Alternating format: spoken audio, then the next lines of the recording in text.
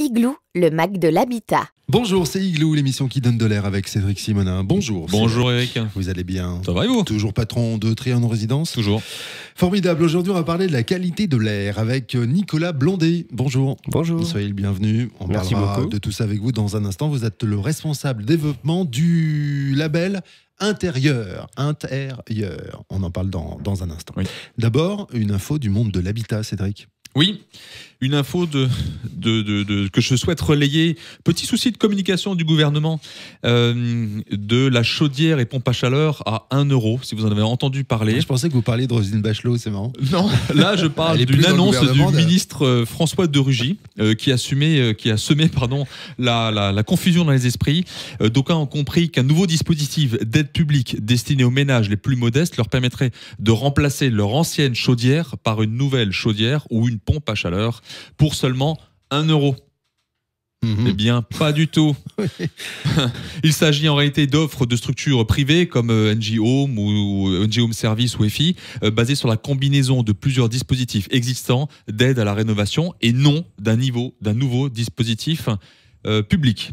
Elles parviennent à proposer une telle offre en déduisant de la facture du client la prime CEE, coup de pouce chauffage, et des aides de l'ANA. Ces offres concernent uniquement des ménages très modestes, propriétaires occupants d'une maison individuelle de plus de 15 ans et des travaux de remplacement et de pose avec des équipements d'entrée de gamme sans travaux annexes. Il fallait absolument rectifier cette erreur de communication du gouvernement. Ils l'ont fait? Ils l'ont rectifié eux-mêmes ou pas? Non, ils jouent un petit peu sur les termes en disant on a fait ça pour 1 €, ce qui est faux. D'accord, c'est bien d'avoir dit. Voilà. Merci Cédric. Voilà. Nicolas Blondet, rebonjour. Oui. Vous êtes responsable développement et coordination du label Intérieur, premier label QAI, logement en France chez Imolab. Tout à fait. Jusque-là, tout est bon. Vous êtes aussi président de l'association APQAI. C'est quoi? C'est l'association de la promotion de la qualité de l'air intérieur, où on est un bon groupe bien nombreux pour porter les bonnes pratiques et faire émerger la bonne prise en compte. Puisque le but étant à partir du moment où on a la connaissance, on va pouvoir avoir les bonnes actions.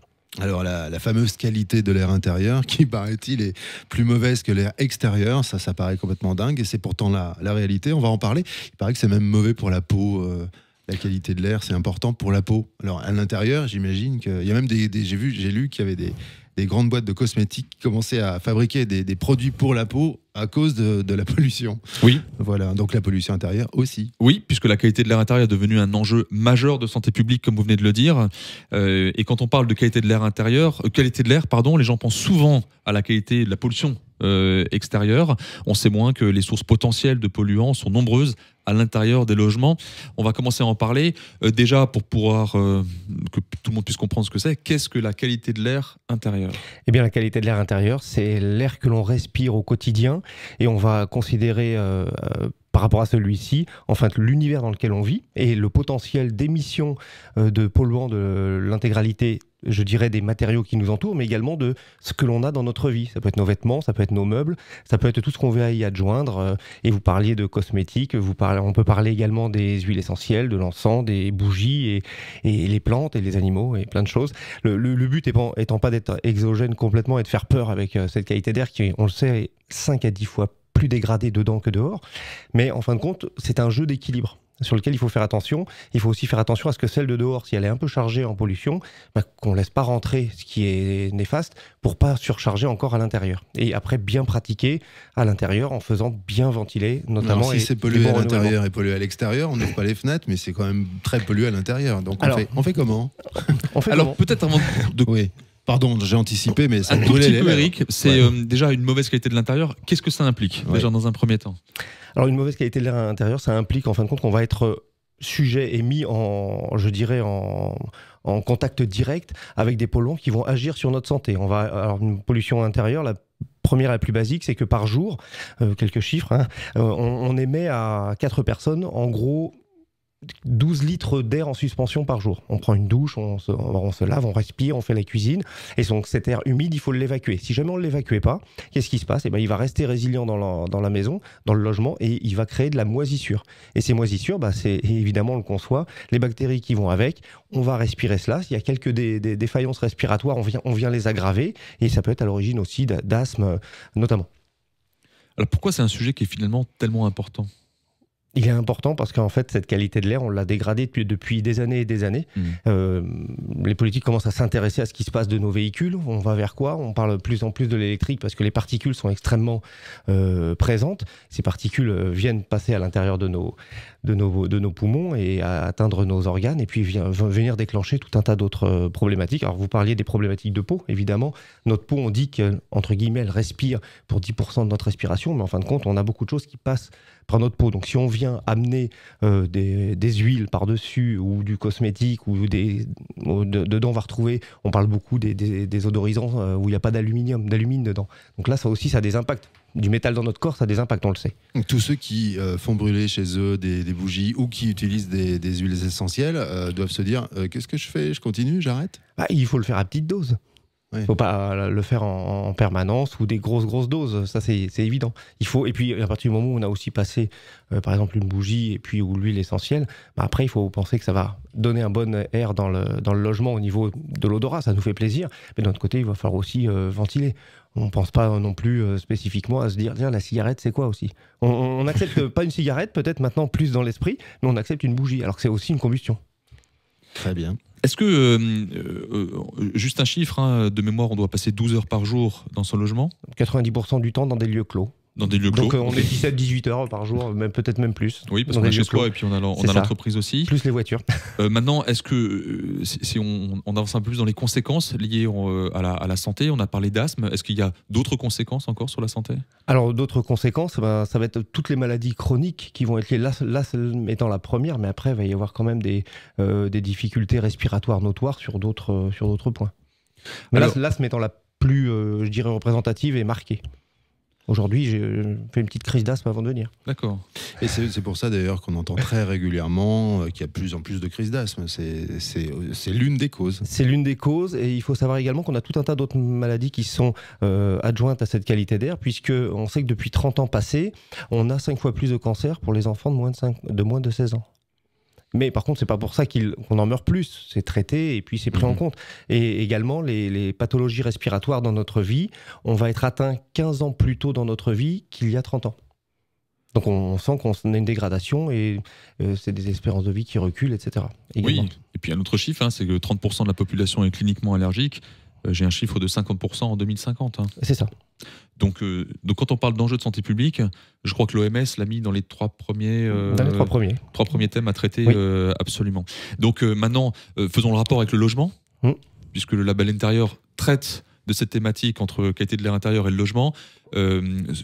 Alors, en quelques mots, quelles sont les différentes préconisations peut-être la philosophie du label. Vous parliez tout à l'heure, Eric, de qualité de l'air intérieur qui peut impacter celle de l'extérieur. Il faut savoir que pour le label, c'est le premier label en France sur cette qualité d'air, et en fait on prend en compte l'extérieur, la manière de concevoir le logement, l'intérieur et également l'après, puisqu'on est là aussi pour tout ce qui est plan de maintenance du bâtiment et la sensibilisation, la formation aux usagers. C'est pas parce que le bâtiment est bien qu'il faut se dire tiens c'est génial, on lâche l'affaire et puis on fait ce qu'on veut dedans. Non, on a tous notre part, chaque jour un petit quelque chose à faire. Et notamment pour le label, le premier des pas, c'est on fait une analyse du site sur lequel va être conçu le bâtiment. Et on va regarder les différentes sources de pollution. Alors quid, on en connaît quelques-unes, évidentes. On parle du transport aérien, on parle du transport ferroviaire, fluvial, routier. On va avoir, est-ce qu'il y a une industrie ou avec les vents dominants qui vont nous arriver plus facilement? Est-ce que l'on va avoir une forêt avec des arbres qui ont par période, et on est en plein dedans, les bouleaux vont pas tarder à nous fatiguer un petit peu les yeux, nous on les pleurer. On les attend, mais on les aimerait bien qu'ils viennent pas. Ouais. Et on va avoir également aussi les champs avec les pesticides. Donc tout ça, ça compte, donc on le regarde. On va regarder également la zone dans laquelle on se positionne et l'ensoleillement. Il faut savoir que la surchauffe du bâtiment est une source génératrice de pollution vraiment importante, puisque un bâtiment qui surchauffe est capable d'émettre 80 fois plus de polluants qu'un autre. Qui surchauffe, c'est-à-dire quand le chauffage est trop alors, important. Il y a une histoire d'hiver, le chauffage que l'on met un peu fort, donc parce qu'on veut être vraiment bien en t-shirt. Non, il y a un moment donné, il faut rester raisonnable, 19-20. On est souvent sur même dans les grandes. Là, ça joue sur la qualité de l'air intérieur. Ça joue sur la qualité de l'air. C'est pas difficile. Quand il y a 23 ou 24 à la maison l'hiver, c'est mauvais. Les matériaux avec la température dilatent. Et ben, quand il dilate, il relargue. Et c'est ces relargages qu'il faut quand même éviter, d'avoir des pics de relargage très forts qui vont venir impacter et surcharger en fait les problèmes respiratoires si on peut les trouver. Après, à l'intérieur, la composition du logement, ça va être, on va essayer de bien faire sur ces occultants, avoir un choix vertueux de tous les matériaux qui vont être demandés en A+, notamment, qui vont émettre des polluants pendant un laps de temps défini. Et puis, on va regarder également le balayage de l'air à l'intérieur du logement. Pas que celui par la VMC, mais également qu'on respecte bien les étalonnages des portes, qu'on respecte bien le volume d'air respirable, qu'il soit suffisant, et puis tout ce renouvellement, qui est très très important. On ne va pas faire n'importe quoi, n'importe comment dans le logement. Les bouches doivent être au bon endroit pour faire un balayage convenable. Ça, c'est primordial. Là, le constructeur est très intéressé et il le fait d'ailleurs. Chez Trianon, c'est la politique est vraiment axée là-dessus. C'est le pilier numéro 1. Ce qui est important, ce que dit M. Blondet, c'est qu'il y a une vraie réflexion en amont par l'analyse du site et ensuite sur les produits, avec les produits qui composent le logement. Une vraie réflexion. C'est-à-dire qu'on ne dit pas on met ça, on verra bien. C'est qu'on dit quel est l'impact de chaque matériau sur et l'impact de sa pose, puisqu'il quelquefois des poses de certains éléments vont pouvoir permettre dans le temps, parce qu'une dégradation qui est plus rapide selon le type de pose, et faire des infiltrations d'eau. Nous, on travaille beaucoup avec les compagnies qui sont les experts sur les bâtiments. Donc on le sait, quand un CMEI, un conseiller médical en environnement intérieur vient, il va dire cette personne est malade pour telle raison. Ensuite, il y a un expert qui vient et dire la raison, c'est le bâtiment qui a ce désordre. Et ce désordre, il vient d'où? Et nous, on regarde le désordre dès l'origine. Donc ça nous permet d'être en anticipation. Par exemple, on va demander sous les toitures automatiquement des écrans sous toiture, parce que s'il y a une fuite, une tuile cassée ou autre, l'eau qui va couler, elle va passer sur le film sous toiture et elle va aller sur le bord du toit et s'évacuer par dehors. Tandis que s'il n'y avait pas, ça coule, ça fuit, ça rentre dans le logement et ça crée ça passe les plafonds, ça fait des moisissures et on est malade. C'est des malades de quoi? Après, c'est les agents pathogènes par les moisissures. D'accord. Et donc, ça accentue sur l'asthme et autres dont on parlait tout à l'heure. Donc, il faut être très vigilant sur ce qui se passe sous nos toits. C'est une somme de petits points, en fait, à traiter. On ne peut pas dire qu'il y a une grosse solution à la qualité de l'air, c'est une somme de petites choses. Et nous, dans le label, on regarde quoi? C'est ça, les experts qui sont chez nous. C'est l'osmose et la bonne cohérence de tous les éléments ensemble, matériaux comme système. Là où je suis très heureux, c'est quand on reçoit Nicolas Blondet, c'est que il y a quelques années, on n'était pas les seuls à s'y intéresser, mais on s'y intéressait un peu assez tôt. Ça faisait beaucoup sourire. Et on nous a regardé de manière très condescendante quand on a travaillé ce sujet-là. Aujourd'hui, on se rend compte que c'est un sujet qui est traité. On se rencontre aussi.